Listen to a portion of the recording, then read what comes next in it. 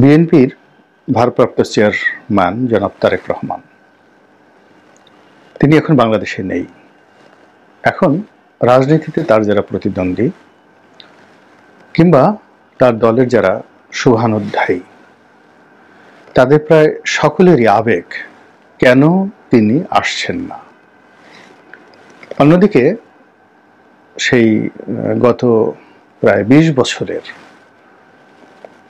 ক্ষমতাচ্যুতি অর্থাৎ ২০০৬ সনে ক্ষমতা হারানো, তারপর ১/১১ সেই বিভীষিকাময় সময় এবং তারপরে আওয়ামী লীগের জমানা টানা ১৫ বছর। এই সময়টিতে বিএনপি আসলে বেশ কয়েকবার সামনে গিয়েছে, পেছনে গিয়েছে, ভাঙার চেষ্টা হয়েছে, গড়ার চেষ্টা হয়েছে, গ্রুপিং হয়েছে এবং এগুলোর মধ্যে সরকারের যে গোয়েন্দা সংস্থা আছে তারা নতুন বিএনপি, তৃণমূল বিএনপি, আরও অসংখ্য নামে বেনামে এই দলটিকে ভাঙার চেষ্টা করেছে। দলের যারা দুর্নীতিবাজ শ্রেণী, বিশেষ করে আর্থিক দুর্নীতিতে যারা হাত পাকিয়েছে তাদের একটা বিরাট অংশ কেউ কেউ হাওয়া ভবন সংশ্লিষ্ট ছিল, যাদের কোনো রাজনৈতিক যোগ্যতা, অভিজ্ঞতা বা দলের সাথে সংস্রব ছিল না, কিন্তু যে কোনো কারণে হোক জনাব তারেক রহমান সাহেবের সঙ্গে তাদের একটা নিদারুণ সখ্যতা ছিল।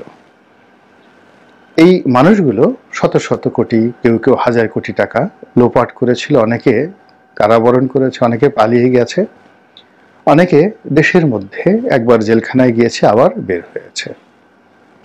তো এই হাওয়া ভবন সংশ্লিষ্ট যারা লোকজন রয়েছে তাদের সঙ্গে সরকারের একটা গোপন যোগাযোগ ছিল এবং এই লোকগুলো কার্যত মোনাফিক হিসেবে বা ডবল এজেন্ট হিসেবে সরকারের ক্ষতি করেছে, অর্থাৎ আওয়ামী লীগের ক্ষতি করেছে আর বিএনপির চরম ক্ষতি করেছে। তো বিএনপির মধ্যে এই যে দুর্নীতিবাজ ধনাঢ্য শ্রেণী, তো এদের আবার বেশ কয়েকটি গ্রুপ। আগে বলেছি যে হাওয়া ভবন কেন্দ্রিক একটা গ্রুপ ছিল যাদের রাজনীতি করার কোনো অভিজ্ঞতা ছিল না। দ্বিতীয় আরেকটা গ্রুপ ছিল যাদের রাজনীতি করার অভিজ্ঞতা ছিল কিন্তু দুর্নীতি করেছে, হাওয়া ভবন সংশ্লিষ্ট কিন্তু প্রথম সারির রাজনীতিবিদ নন। আরেকটি গ্রুপ যেটি হলো বেগম খালেদা জিয়ার খুবই ঘনিষ্ঠ এবং তাদের লড়াই এবং সংগ্রামে একটা বিরাট যাকে বলা হয় ভূমিকা ছিল বিভিন্ন সময়টিতে, কিন্তু লেখাপড়া ওইরকম না। কিন্তু তারা যখন রাষ্ট্রীয় ক্ষমতায় এসেছে তখন 10 হাতে দুর্নীতি করেছে। এই গ্রুপটিও মোরাললেস সরকারের একটা বি টিম হিসেবে বিএনপির 12টা বাজানোর চেষ্টা করেছে। এখন এই লোকগুলো দলের মধ্যে বিভেদ সৃষ্টি করেছে, বিসংবাদ সৃষ্টি করেছে এবং দুর্ভাগ্যজনক হলেও সত্যি যে বেগম খালেদা জিয়া এবং জনাব তারেক রহমান তাদের মধ্যে একটা রাজনৈতিক দেয়াল তৈরি করার সৃষ্টি করেছে। এখন মাসিলের মধ্যে সেই দেয়াল তো কখনোই হয় না, কিন্তু যেটা হয় সেটা হলো বেগম জিয়াপন্থী এবং তারেক রহমান সাহেবপন্থী এই দুই গ্রুপের মধ্যে একটা দা কুমড়া সম্পর্ক এরা তৈরি করে ফেলেছে। তারপর যেটা হলো সেটা হলো যে বিএনপির দুটো অফিস, অর্থাৎ চেয়ারপারসন বেগম খালেদা জিয়া যে অফিস বসতেন ও অফিস কেন্দ্রিক একটি বলয়, আর পল্টন, নয়াপল্টনের যে বিএনপি অফিস সেই অফিস কেন্দ্রিক একটা বলয় তৈরি হয়েছিল। তো এই এতগুলো সমস্যা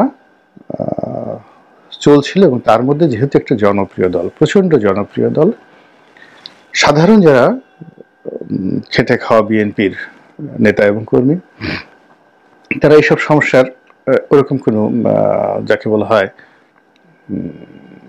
ধার ধারতেন না, অথবা এই সকল সমস্যা তাদের নিকট প্রকট হতো না। এই কারণে হতো না যে তারা আওয়ামী লীগের দ্বারা এতটা বেশি নির্যাতিত হতেন এবং সবসময় এতটা দৌড়ের উপর থাকতেন, যার ফলে কি হলো নিজেদের দলের মধ্যে যে এত সমস্যা আছে এই সমস্যাগুলো তারা কখনো চিন্তা করতে পারতেন না বা চিন্তা করতেন না, সে সুযোগও তাদের হতো না। এর বাইরে যেটা হলো সেটা হলো যে জনাব তারেক রহমানকে কেন্দ্র করে দলের ভিতরে, দলের বাইরে, বিশেষ করে প্রশাসনে, সিভিল অ্যাডমিনিস্ট্রেশনে, তারপর পুলিশে এবং সর্বোপরি সামরিক বাহিনীতে সেখানে একটা ধ্যান ধারণা তৈরি হয়েছে এবং এটা ইন্টেলেকচুয়ালি এমনভাবে প্রচার করা হয়েছে এবং এখনো হচ্ছে, যেটি জনাব তারেক রহমান সাহেব কতটা আন্দাজ করতে পেরেছেন আমি বলতে পারবো না, কিন্তু অনেক বিএনপি পন্থী বুদ্ধিজীবী বারবার শুধু সেই দৃশ্য সামনে নিয়ে আসছেন এই সময়টিতে, যখন বলা হচ্ছে যে তাকে 11-এর সময় ভীষণ রকম নির্যাতন করা হয়েছে। তাকে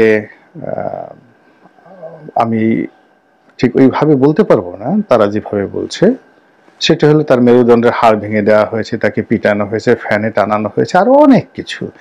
এবং সেই ছবিগুলো, মানে সেই নির্যাতনের ভিডিও ফুটেজগুলো এবং তাকে হাসপাতালে আনা নেওয়ার যে দৃশ্যগুলো, এগুলো বারবার শো আপ করা হচ্ছে। এর ফলে কি হচ্ছে, বিএনপি কিন্তু কোনো উপকার হচ্ছে না, বরং মানে ক্ষতি হচ্ছে, একাধিক ক্ষতি। সেটা হলো হাওয়া ভবন কেন্দ্রিক ওই সময়টার যে দুর্নাম এবং বদনাম, ওটা সামনে চলে আসছে।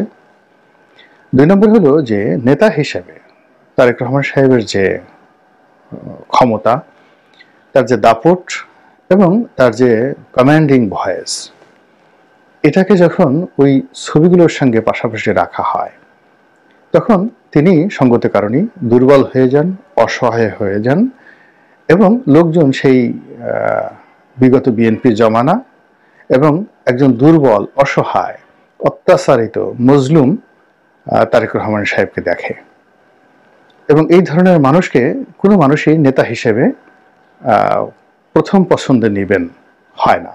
নেতা বা রাজা, তিনি হবেন সাহসী, তার হাতে চাবুক থাকবে, তার একটা ঘোড়া থাকবে, তারপর তিনি যা বলবেন তাই হবে। কিন্তু নেতা যদি নিজে মার খান, তার সেই কান্না বিজড়িত কণ্ঠ, তার অত্যাচারিত সেই যে মুখচ্ছবি, দুর্বলতা, অক্ষমতা, এই জিনিসগুলো খুব সুকৌশলে বিএনপির যারা বুদ্ধিজীবী আছেন তারা এমনভাবে সামনে নিয়ে আসছেন, ফলে ওগুলো যত সামনে আসছে তারেক রহমান সাহেবের নেতৃত্ব যে বিকাশ, সেটা পিছিয়ে চলে যাচ্ছে।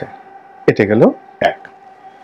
2 নম্বর হলো যে ওই সময় তো এই নির্যাতনগুলো করেছে সামরিক বাহিনীর লোক করুক, এনএসআই লোক করুক কিংবা পুলিশের লোক করুক, তারা করেছে। এবং পুরো আমাদের আমলাতন্ত্র না একটা, যাকে বলা হয়, এমন একটা চেইন, রাজনীতিবিদদের মধ্যে ঐক্য নেই, ব্যবসায়ীদের মধ্যে ঐক্য নেই, কিন্তু আমলাদের মধ্যে একটা ঐক্য আছে। আপনি যে কোনো একটা পুলিশের কনস্টেবল বা সেনাবাহিনীর, নৌবাহিনীর, বিমান বাহিনীর একজন একেবারে সিপাহী যিনি আছেন, তাকে অপমান করেন, একটা বাজে কথা বলেন, একেবারে সেনা প্রধান, নৌবাহিনীর প্রধান, বিমান বাহিনীর প্রধান, ওটা কিয়ামত পর্যন্ত বংশ পরম্পরা, অর্থাৎ একজন যাবেন আর একজন আসবেন, আর একজন যাবেন আর একজন আসবেন, ওটাকে তাদের উপর আঘাত এবং তাদের পোশাকের উপর আঘাত, অস্ত্রের উপর আঘাত হিসেবে তারা সেটা ট্রিট করে এবং ওভাবে কিন্তু তারা কাউকে বন্ধু হিসেবে মনে করে এবং কাউকে শত্রু হিসেবে মনে করে।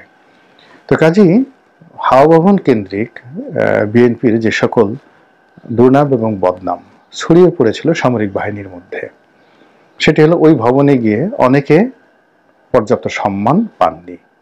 সত্য মিথ্যা পরের ব্যাপার, কিন্তু বাস্তবতা হলো যে এই জিনিসটা ব্যাপকভাবে আলোচিত হচ্ছে সিভিল অ্যাডমিনিস্ট্রেশনে, পুলিশ অ্যাডমিনিস্ট্রেশন এবং সামরিক বাহিনীতে। 2 নম্বর হলো যে অনেক অপ্রীতিকর ঘটনা ঘটেছে যেগুলো মুখে মুখে এখন ফিরছে, সেটা ফাইন্যান্সিয়াল সেক্টরে, বিহেভিয়ারের ক্ষেত্রে, ব্যবসা বাণিজ্যের ক্ষেত্রে, আরো অনেক ক্ষেত্রে সেগুলো কিন্তু মুখে মুখে এই মুহূর্তে ফিরছে। এবং সবচেয়ে বড় ব্যাপার হলো যে যাদের বিরুদ্ধে অভিযোগ, তাদের একটা বিরাট অংশ এখন আবার সেই মাঠে ঘাটে এসে নিজেদেরকে প্রতিষ্ঠিত করে ফেলেছে। এবং অবাক করার ব্যাপার হলো এদের কারোর সঙ্গেই জনাব তারেক রহমান সাহেবের এখন আর আগের মতো সম্পর্ক নেই, অনেকের সাথে ডাকুমার সম্পর্ক হয়ে গেছে। কিন্তু তারা ঠিকই মানুষের মন এবং মননে বিএনপির প্রতিনিধি হিসেবে, তারেক রহমানের প্রতিনিধি হিসেবে এখন পর্যন্ত নেতাকর্মীদের কাছে জাস্ট তারা সমাদৃত হচ্ছেন। একটা ছোট্ট উদাহরণ দিই। এক ব্যক্তি, যিনি একসময় জনাব তারেক রহমান সাহেবের খুবই ঘনিষ্ঠ ছিলেন, কিন্তু আমি জানি যে এই মুহূর্তে তিনি তারেক রহমান সাহেবের ধারে কাছে যেতে পারেন না, এবং শুধু তাই নয়, অনেক সিনিয়র নেতাকে তারেক রহমান সাহেব বলে দিয়েছেন যে অমুকের সাথে যদি তোমার কোনো যোগাযোগ হয় বা কথাবার্তা হয়, তাহলে আমার দরজা তোমার জন্য বন্ধ থাকবে। তাহলে বুঝুন সেই অমুক সম্পর্কে তার ধারণা কেমন। এবার বাস্তবতায় আসুন। সেটা হলো, সেই অমুকের কাছে সারা বাংলাদেশের বিভিন্ন লোক এখনো আসছে একটা কমিটি করার জন্য, একটা সুপারিশের জন্য, একটা কাজের জন্য, এবং সে ঠিকই খুব চতুর মানুষ, চালাক মানুষ, সেই জিনিসগুলো সে যেভাবে হোক ম্যানেজ করে সে তার যে কাঙ্ক্ষিত তার যে জিনিস, ধান্দা করা, টাকা উপার্জন করা, দখলবাজি করা, সেই জিনিসগুলো সে করে যাচ্ছে। তো এইটা যেমন হাওয়া ভবনকে কেন্দ্র করে যে গ্রুপটি অ্যাবান্ডেন্ট হয়ে গেছে, তারাও এই কাজ করছে। আবার বেগম খালেদা জিয়ার সঙ্গে যাদের সম্পর্ক ছিল হারিস চৌধুরীর নেতৃত্বে, হারিস চৌধুরী নেই, কিন্তু সেই গ্রুপটিও কিন্তু সামনের সারিতে চলে এসেছে। তো এই যে প্রবলেমগুলো, এই প্রবলেমগুলোর কারণে কি হলো, অনেকগুলো ডেঞ্জার জোন তৈরি হয়ে গেছে অনেক নেতাদের জন্য, জনপ্রিয় নেতাদের জন্য, বিশেষ করে তারেক রহমান সাহেবের জন্য উইদিন দ্য পার্টি। কেবলমাত্র রাষ্ট্র ক্ষমতা একেবারে পারফেক্টলি রাষ্ট্র ক্ষমতা না পাওয়া পর্যন্ত এই যে ডেঞ্জার জোন বা ডেঞ্জার হোল, এগুলো বন্ধ করা সম্ভব নয়।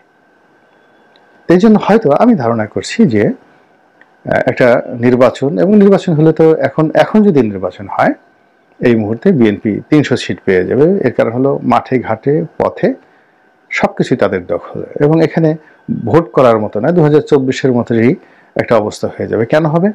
ধরুন একটা নির্বাচনী এলাকা, একটা সাধারণ ভোট করতে 1 কোটি, 2 কোটি, 5 কোটি, কোনো এলাকাতে 10 কোটি টাকাও লাগবে। এমনও সিট আছে 50 কোটি টাকা খরচ করেও এমপি হয় অনেকে। কিন্তু দেখা গেল যে প্রশাসন ঠিক আছে, লোকজন ভয় পাচ্ছে, এবং সবকিছু আওয়ামী লীগের জমানাতে যেভাবে আওয়ামী লীগের নেতাদের মনে করতো, তার চেয়ে এখন বিএনপি নেতাদের কর্তৃত্ব সব জায়গাতেই তৃণমূলে প্রতিষ্ঠিত হয়ে গেছে। তাহলে সে কেন এই ভোটের প্রতিযোগিতার মধ্যে যাবে? বা দুর্বল প্রতিদ্বন্দ্বী আওয়ামী লীগ যদি না আসে, তাহলে কোথাও জামাত থাকবে, কোথাও হেফাজত থাকবে। তাহলে এদের সাথে এরকম খেলাধুলার দরকার নেই। সকাল 9টা-10টার মধ্যে ভোট কমপ্লিট হয়ে গেল, 80% কাউন্ট হয়ে গেল, এবং বাধা দেওয়ার মধ্যে কোনো লোক নেই। এবং তাই যদি হয়, এবং এখনকার মিডিয়া আরও ভয় বেশি পাচ্ছে, অতীতে যে কোনো সময় আসছে সেলফ সেন্টার, তো 300 আসনে আওয়ামী লীগের পরিবর্তে বিএনপি জয় হয়ে যাবে। এর আগে আওয়ামী লীগ 300 আসন নেয়নি, কিন্তু বিএনপি 300 আসন নিয়ে যাবে। আর যদি ওইভাবে সমঝোতাও করা হয় যে ঠিক আছে, আমার শরীরদেরকে আমি 50 আসন ছেড়ে দেবো, কিন্তু ওটাও আওয়ামী লীগের বিএনপির যে সকল নেতা রয়েছেন তারা সেটা মান্য করবেন না। তো কাজেই বুঝতে পারেন যে সেই নির্বাচনটা কোন পর্যায়ে যাবে। আবার যদি ধরেন একটা ফ্রি ফেয়ার ইলেকশন হয় 2 বছর পরে, 3 বছর পরে, মানে প্রশাসনটা গেয়ার আপ হলো, তারা সত্যিকার অর্থে একটা তত্ত্বাবধায়ক সরকারের মতো শক্তিমত্তা নিয়ে একটা নিরপেক্ষ ইলেকশন করার চেষ্টা করলো, এবং আওয়ামী লীগ সেখানে